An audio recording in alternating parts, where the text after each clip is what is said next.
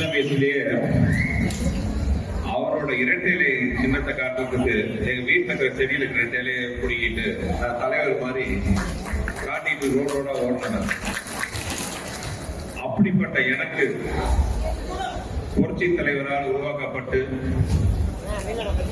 புரட்சி தலைவி அம்மாவால் வளர்க்கப்பட்டு இன்று புரட்சி தலைவர் புரட்சி தமிழர் EPS ஐயா அவர்களால் போற்றி பாதுகாக்கப்படும் இரட்டை இலை சின்னத்தில் மதுரை மத்திய தொகுதியில் வேட்பாளராக என்னை நிறுத்தியதற்கு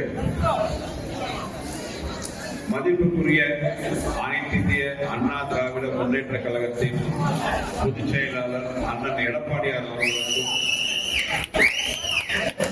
மதிப்புக்குரிய புதிய நீதி கட்சியின் தலைவர் என் அண்ணன் மூத்த சகோதரர் என் குடும்பத்தில் மூத்தவர் மதிப்புக்குரிய ஏசி சண்முகம் ஐயா அவர்களுக்கும் எனது நெஞ்சார்ந்த நன்றியை தெரிவித்துக் கொள்கிறேன். பல போராட்டத்துக்கு பிறகு உலக சுற்றுவாலிமன் ரிலீஸ் ஆச்சு. முதல் நாள் முதல் ஷோ ஸ்கிரீனுக்கு முன்னாடி அதிமுகவின் படை வீரர்கள் வேல் கம்போட நின்னாங்க. திரைய பார்த்துல மக்களை பார்த்து வேல் கம்போட திரைக்கு காவலா நின்னாங்க. ஸ்கிரீன் விலகிச்சு. திரையில உலகம் சுற்றுவாலிமன் படம் ஆரம்பிச்சது. புரட்சி தலைவர் அந்த படத்தை ஆரம்பிச்சதே நமது வெற்றியை நாளை சரித்திரம் சொல்லும், இப்படை தூக்கி எப்படை வெல்லும் ஆரம்பிச்சது. படம் பார்த்த மக்கள் எல்லாமே கரகோஷம்.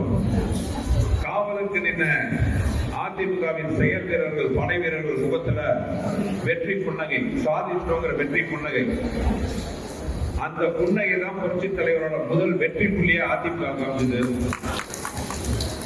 அதிமுக என்ற இயக்கம் இன்னும் மாபெரும் வெற்றியை போட்டு பீடு நடை போட்டுருக்குதுன்னா அதுக்கு ஆரம்ப புள்ளி அங்கதான் ஆரம்பிச்சது. இன்னைக்கு நான் வரும்போது ஒரு முகத்தெல்லாம் பார்க்கும்போது அந்த செயல்கள் மாதிரியே தோணுச்சு.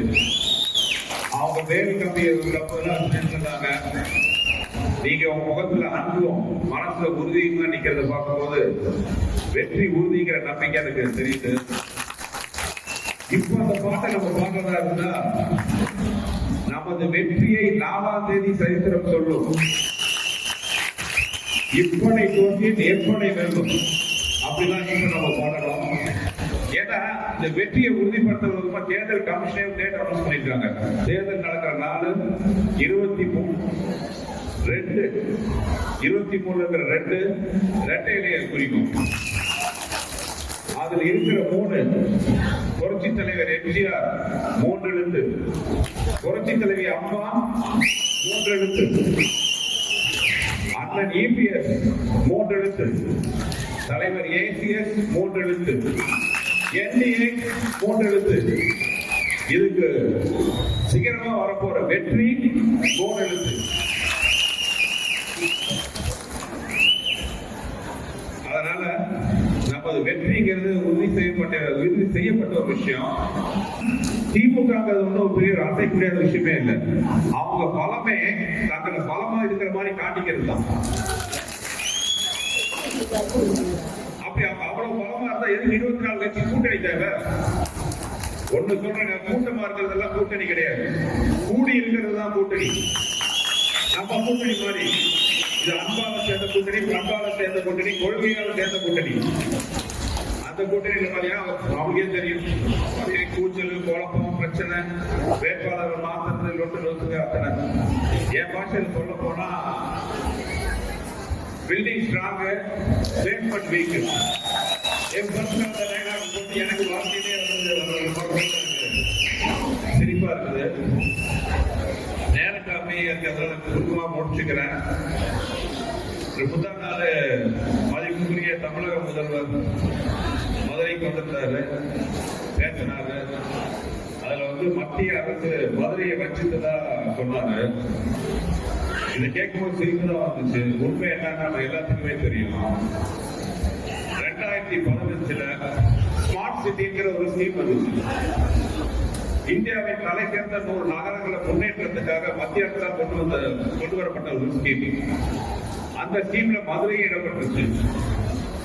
மதுரைக்கு ஸ்பெஷல் அந்தஸ்து கொடுத்திருந்தாங்க. ஹெரிடேஜ் டெவலப்மெண்ட் சொல்லிட்டு தனியா ஒரு அந்தஸ்து கொடுத்தாங்க. அந்த நிதியில பெரும்பகுதி மத்திய அரசும் மாநில அரசும் குறிப்பிடத்தக்க நிதியை கொடுத்து ஸ்மார்ட் சிட்டி திட்டம். ஸ்மார்ட் சிட்டி திட்டம் உருவாச்சு. அப்போ இருந்த அதிமுக எடப்பாடியார் தலைமையிலான ஆட்சியில, அம்மா தலைமையிலான ஆட்சியில மத்திய அரசோட இணைந்து அந்த ஸ்மார்ட் சிட்டி மூலமா உருவான திட்டங்கள் தான் இப்ப நம்ம முன்னாடி இருக்கிற பெரிய பஸ் நிலையம் ஆகட்டும், வைகையாரை சுத்தி இருக்கிற தடுப்பு சோர்கள் ஆகட்டும், மீனாட்சி அம்மன் கோயிலை சுத்தி இருக்கிற நடைபாதைகள் ஆகட்டும், சோலார் லைட் ஆகட்டும், மல்டி லெவல் கார் பார்க்கிங் ஆகட்டும், இப்ப தாங்க திறந்து வச்சுதான் ஒரு பேரை போட்டு திறந்து வைக்கிறாங்க பாலங்கள். அந்த திட்டம்லாம் அப்ப போடப்பட்டதுதான். இந்த மாதிரி மதுரைக்கு எத்தனையோ திட்டம் வந்துச்சு. வர வேண்டியிருக்கும் போதுதான் எதிர்பாராத திமுக ஆட்சி வந்துச்சு. இந்த 5 வருஷமா ஒரு புள்ள கூட அனுப்பல. தேவையில்லாம அரசியல் ஆதாயத்துக்காக மத்திய அரசு கூட சண்டை போட்டு வரக்கூடிய நிதியெல்லாம் கெடுத்து இப்போ ஒரு தங்க நகரமா, கோபுர நகரமா விளங்கின மதுரையை வந்து ஒரு குப்பை நகரமா மாத்திட்டு இருக்காங்க. இதுதான் வந்து இவங்க ஆட்சி செய்யற லட்சணம். இப்ப சொல்லுங்க, மதுரையை வஞ்சித்தது மத்திய அரசா இல்லை இந்த ஆண்டு இருக்கிற மாநில அரசா? எல்லா இடத்துலயும் ஊழல், லஞ்சம். மதுரையை சுத்தி பார்க்கும்போது ரத்த கண்ணீர் வருது. எங்க பார்த்தாலும் ரோடு கொண்டு குளிமா இருக்கு, அதுல சாக்கடை ஓடுது, ஒதுக்க கழிப்பிடம் கிடையாது. மதுரையில வைகை ஆத்த, ஜெய்மநாத்ல வைகை ஆத்த ஒரு சாக்கடை நதியா மாத்திட்டு இருக்காங்க. கார்பரேஷன் ஊழல் பாத்தீங்கன்னா அநேகமா 200 கோடிங்கிறாங்க. ஆனா ஒரு விஷயம் மட்டும் நான் ஒத்துக்க மாட்டேன், திமுக 200 கோடிக்கு ஊழல் பண்ணாங்கிறத நான் ஒத்துக்கவே முடியல. ஏன்னா அவங்க 200 கோடி ஊழல் பண்றவங்கள சின்ன லெவல்ல பண்ண மாட்டாங்க. இது ஆயிரக்கணக்கான கோடி. நம்மளுக்கு வெளியில தெரிஞ்சிருக்கிறது இங்கிலீஷ்ல சொல்லுவாங்க டிப் ஆஃப் தி ஐஸ்பர்க். நமக்கு வெளியில தெரிஞ்சிருக்கிற அளவு பாத்தீங்கன்னா ஒரு 200 கோடி. பின்னாடி எவ்வளவோ இவங்க கொள்ளையடிச்சது. எந்த திட்டத்தையும் உண்மையா நடத்த விடாம எல்லாத்தையும் அரைகுறையா நிறுத்தி. ஒரு பழைய செய்தி ஒண்ணு, ஒரு பெரிய ரோட்ல போயிட்டு இருக்கும் போது 2 பேரை பார்த்தாங்க. ஒருத்தன் 3 அடிக்கு கேப் விட்டு குழியை நோண்டிட்டு இருக்கான். அவனுக்கு பின்னாடி வரவன் அந்த வெட்ட குழியை மூடிட்டு இருக்கான். பெரியவருக்கு ஒண்ணும் புரியல. என்னப்பா அவன் குழியை வெட்டுறான், நீ பின்னாடியே போய் மூடிட்டு இருக்க, என்ன விஷயம்? ஐயா, இது அரசாங்க வேலை நடந்துட்டு இருக்கீங்க, ஒரு டெண்டர் ஒர்க் போயிட்டு இருக்கு. டெண்டர் ஒர்க் புரியலையா, என்ன விஷயம்? இல்லைங்கயா, அந்த எனக்கு வந்து புளிய தோன்ற டெண்டர், இன்னொருத்தருக்கு அதுல செடியை நடுற டெண்டர், 3வது ஆளுக்கு செடியை நடுறதுக்கு அப்புறம் புளிய போடுற டெண்டர்.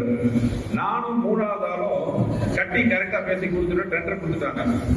இந்த செடியை நடுறவனோட டெண்டர் ஒர்க் அவுட் ஆகலாம், அவன் கட்டிக்கு வந்து பேச்சுவார்த்தை போயிட்டு இருக்கு. நாங்க பணத்தை போட்ட காசு எடுக்கணும் இல்லையா? அதனால நாங்க எங்க வேலையை ஆரம்பிச்சோம். அதனால நான் புளிய தோன்றேன், இவன் போடுறான், பின்னாடி சரி நேரம் வரணும் அப்படிங்கிறாரு. இப்படிதான் காரண காரியம் இல்லாமல் இந்த அரசாங்கத்துல மக்களோட வரி பணம் வீணா போயிட்டு இருக்கு. எந்த உறுதியான காரியமும் நடக்கல. இது எல்லாமே பாத்தீங்கன்னா நம்ம மதுரை மத்திய தொகுதி மக்கள் வந்து விழித்துக் கொள்ள வேண்டிய நேரம் வந்துருச்சு. இரட்டை இலை மலர வேண்டிய நேரம் வந்து இப்ப வந்து இவங்க மேல எத்தனை தவறுடைய தப்புகளையும் வச்சுக்கிட்டு என்ன பார்த்து சொல்றாங்க, இவன் வெளியூர்ல இருந்து வந்தவன், வெளியூர்ல இருந்து வந்தவன். எனக்கு அதை கேட்கும் போது சிரிப்பா தான் இருக்கு. உள்ளூர்ல இருந்து இவங்க என்ன சாதிச்சாங்க?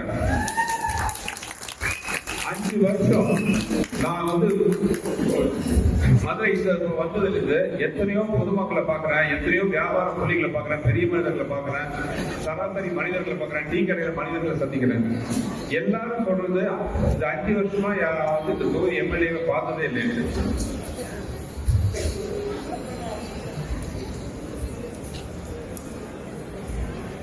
இந்த தொகுதி எம்எல்ஏ பார்த்ததே இல்லைங்கிறது தான் வந்து இங்க இருக்கிற எல்லா மக்களோட கம்ப்ளைண்ட்டும். அவங்கதான் என்ன பார்த்து சொல்றாங்க, வெளியூர்காரன். நீங்க மட்டும் நம்ம எல்லாம் ஒன்னா கூடி நின்று வெற்றியை பெற்று தந்தா என்ன பார்த்து எங்கிருந்தோ வந்தா நம்ம சொல்றவங்க வாயிலிருந்தெல்லாம் எங்கிருந்தா வந்தான்னு சொல்ற அளவுக்கு நான் கண்டிப்பா வேலை செஞ்சு உங்களை எல்லாத்துக்கும் பெருமைப்படுத்தி நான் வந்து வாக்கு கொடுக்குறேன். நம்ம முன்னாடி இருக்கிறது ஒரு சாதாரண விஷயம் கிடையாது, மிகப்பெரிய ஒரு போராட்ட காலம். ஏன்னா அதுக்கான அறிகுறி தெரிஞ்சிருச்சு, நம்ம வெற்றியோட அறிகுறி. ஏன்னா நேற்று புதுசா ஒரு வார்த்தை பரப்புனாங்க. நான் வந்து பதவிக்கு வந்துட்டா, அவங்களே ஒத்துக்கிட்டாங்க, நான் பதவிக்கு வந்துட்டா மதுரையை சுத்தி இருக்கிற கறிக்கடை எல்லாம் போடுவேன் அப்படின்ட்டு. இப்படி எல்லாம் வந்து அதாவது ஒரு கேவலமான ஒரு பிரச்சாரம். நான் என் பொண்டாட்டிங்க இருக்காங்க, அவங்களுக்கு தெரியும். நானே வாரத்துக்கு வியாழக்கிழமை தவிர மீதி 6 நாளும் வந்து கறி சோறுலாம் சாப்பிட மாட்டேன்.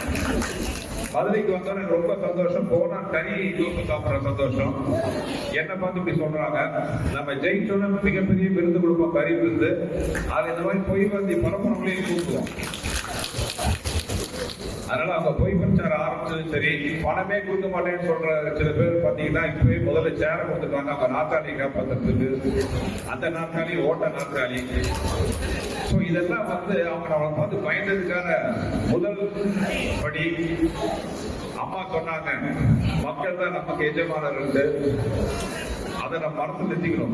மக்களுக்கு தான் எஜமான் நினைக்கிறவங்களை அகற்றிட்டு மக்களுக்கு தேவையான இருக்கிற நம்மள மாதிரி அதிமுக தொண்டர்கள் பதவிக்கு வரணும். என்ன நம்பி ஓட் பண்ணுங்க, இந்த களத்துல போராடுங்க, வெற்றி கனி பறிச்சு கொடுங்க. உங்க நம்பிக்கையை நீங்க காட்டுங்க, என் விசுவாசத்தை நான் காட்டுறேன். இந்த தேர்தல் மதுரை மக்களுக்கு மாறுதல், உட்பட்டிருக்கிற இதயங்களுக்கு ஒரு ஆறுதல், இந்த திமுக கூட்டணிக்கு ஓடுதல். நன்றி.